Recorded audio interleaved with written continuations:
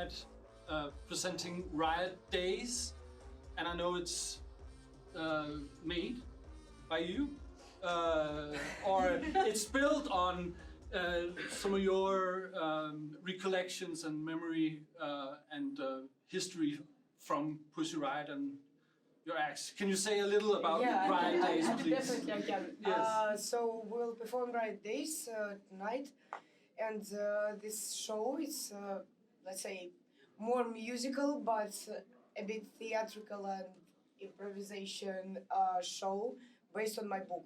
It's actually my book on the stage, with a lot of cool electronic music. У нас возникла идея снять фильм о революции. Призывать к революции нужно с большого экрана.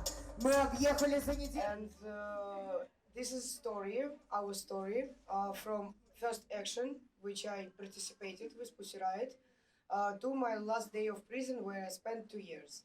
So it's a number of situations of choice which we and I made, and it's kind of, shortly, it's practical guide, I think, for, I don't know how to say it, for Riot. Весна в России бывает внезапный перемен.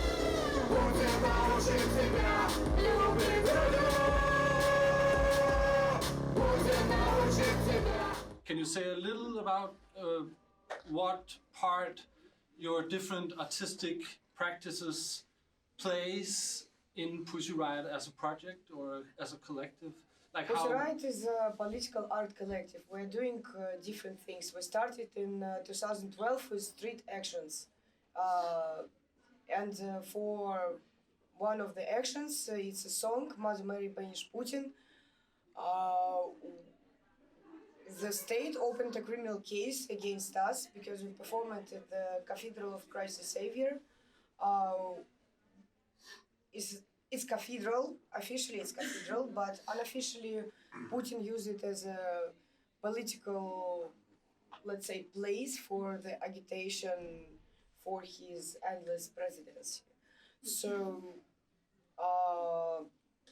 we performed 40 seconds of this song in this cathedral, and then a criminal case was opened on the article hooliganism motivated by religious hatred, which we actually didn't have religious hatred. Any hatred we didn't have. So I'm Christian myself, so that was kind of schizophrenic feeling.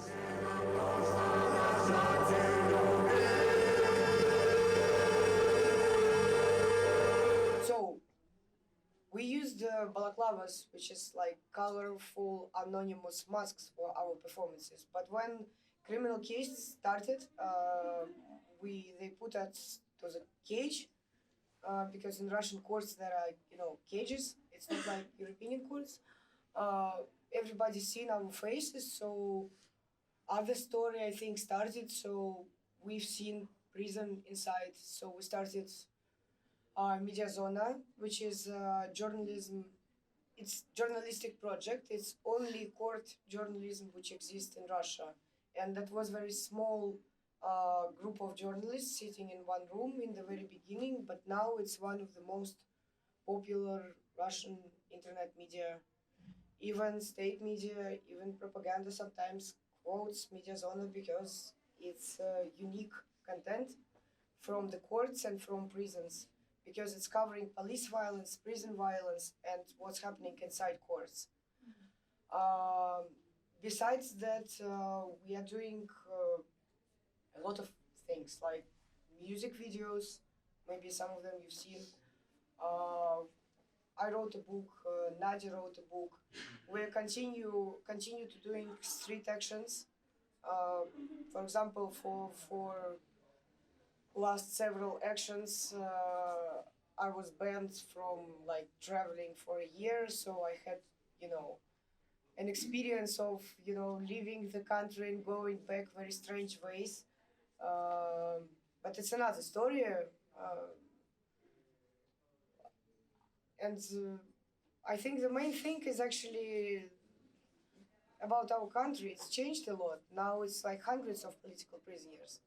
We've been first, and now it's hundreds of people in prison, tortured for nothing. And they receive 4 or 5 years.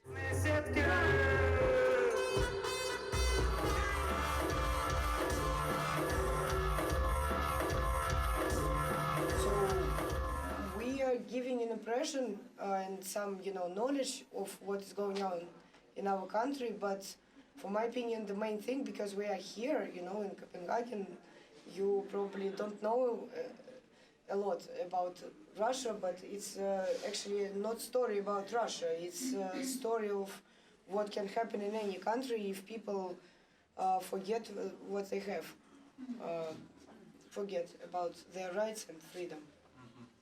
Can you say maybe a few words in the end on like how your view on the activist scene in Russia is right now? Like, what's the state of that kind of activism that you're engaged in? Are you kind of a lone project within that, or are you like could you maybe make a picture of it? There are a lot of amazing people in Russia. So other thing is we want you to know that Russia is not represented by like assholes from Kremlin. It's represented by us as well. And especially for last maybe year or 2 years, a lot of musicians, like really big musicians for Russia, with like millions and millions followers, they start to do political stuff. And that happened because the level of repressions became so high that people just felt that they cannot be silent anymore. So a lot of children start to go to the streets, like teenagers, 17, 18 years old. So it's kind of new generation, for my opinion, much more interesting than ours. But with a lot of them, we are friends, and with some of them we're doing actions together, because they say that without Pussy Riot we would never know what it is. Like something like this. I think, yeah, that the rest you will just see on the stage. And thank you very much for taking a small talk with me now. Yeah.